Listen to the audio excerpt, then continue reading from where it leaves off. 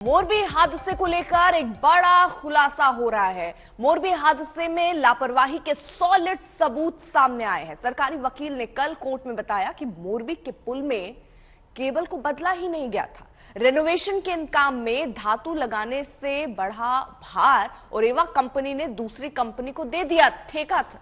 और जो जानकारी मिल रही है एक्सक्लूसिव, ये जानकारी सिर्फ आज तक के पास है। रेनोवेशन के काम में धातु लगाने से बढ़ा भार और एवा कंपनी ने दूसरी कंपनी को दरअसल ये ठेका दे दिया था और यहां गलती हुई। ठेके के में कंपनी ने अप्रशिक्षित लोगों को लगा दिया जिसे पता ही नहीं था, पुल के बारे में जानकारी ही नहीं थी किसकी मरम्मत में क्या करना चाहिए क्या नहीं करना चाहिए। रेनोवेशन के काम में धातु लगाने से इसका भार बढ़ा और लोगों की संख्या जब पुल में पहुंची तो उसी वजह से बताया जा रहा है पुल जो है वो टूट गया। 100 साल पुराना ये पुल था, 6 महीने ये बंद भी रहा। रेनोवेशन का काम चला, लेकिन क्या काम होना चाहिए इसको रेनोवेट करने के लिए वो उस कंपनी को जिसे ठेका दिया गया था उसे पता ही नहीं। सरकारी वकील का ये कबूलनामा है। मोरबी हादसे में सॉलिड सबूत अब हाथ लगे हैं। ओरेवा कंपनी ने दूसरी कंपनी को ठेका दे दिया। ये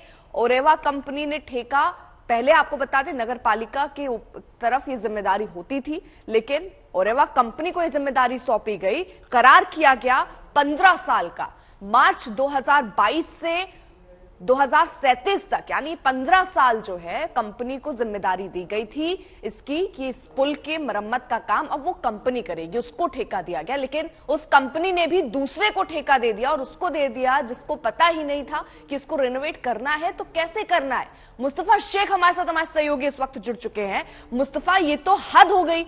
पहले तो एक ऐसी कंपनी जो ठेका लेती है 15 साल के लिए और खुद जिम्मेदारी ना उठाकर दूसरी एक कंपनी को दे देती है उसको ठेका जिसको और एबीसीडी नहीं पता।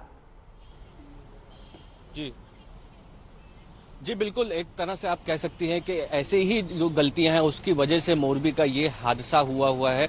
और साथ ही साथ जो अब सरकारी वकील खुद ये कबूलनामा दे रहे हैं, जब कोर्ट में प्रोड्यूस किया गया था उन 9 आरोपियों को जिनको इस केस में पुलिस की तरफ से गिरफ्तार किया गया है, उनके रिमांड के लिए आर्ग्यूमेंट करते वक्त ये जो आर्ग्यूमेंट सरकारी वकील की तरफ से किए गए उसमें ये बात कही गई है कि किसी तरह से आप कह सकते हैं कि क्वालिटी कंस्ट्रक्शन नहीं होने की वजह से ये चीज हुई है।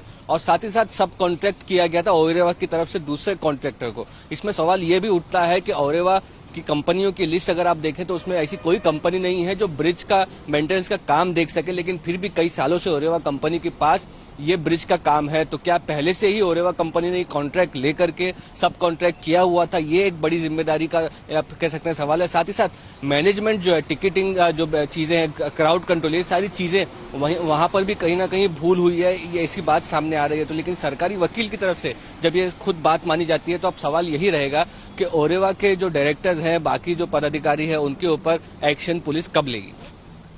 और बड़ा सवाल, क्योंकि यहां पर सवाल मुस्तफा पहले ये कि ओरेवा कंपनी जिसको ये ठेका दिया गया उसको भी एबीसीडी नहीं पता और आप फिर उस आगे ऐसी कंपनी को दे रहे हैं जिसको भी नहीं पता। क्या ये जिम्मेदारी उस समय नहीं सोची जानी चाहिए? और उसके अलावा ये कहा जा रहा है कि धातु का इस्तेमाल इसमें किया गया, उस धातु की वजह से भी इस पुल का जो वजन है वो बढ़ा और इसलिए भी हादसा हुआ। वो किस धातु के इस्तेमाल की बात हो रही है?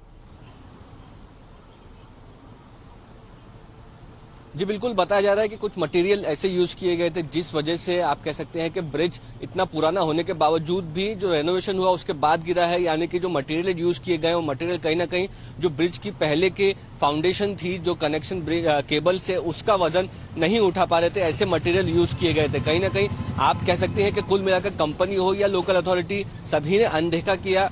जब ये ब्रिज की मरम्मत चल रही थी किसी ने भी लोकल बॉडी से जाकर के इंस्पेक्शन नहीं किया। ब्रिज शुरू हो गया, लोकल बॉडी को पता नहीं था। ये देखिए तस्वीरें आ रही है, एक्सक्लूसिव तस्वीरें सिर्फ फास्टैग पर, जहां देखिए किस तरीके से ये लापरवाही हुई है और ये सबूत अब सामने आने शुरू हो गए हैं। और जब आप एक लापरवाही में जाते हैं कि तो परत दर परत समझ आता है कि सिर्फ एक की जिम्मेदारी या एक की लापरवाही नहीं थी, यहाँ एक लंबी लिस्ट है लापरवाहों की। और कुछ देखिए ये तस्वीर किस तरीके से एक कंपनी जो नगर पालिका से ठेका लेती है, ओरेवा कंपनी, और उसके बाद वो दूसरे को कॉन्ट्रैक्ट दे देती है।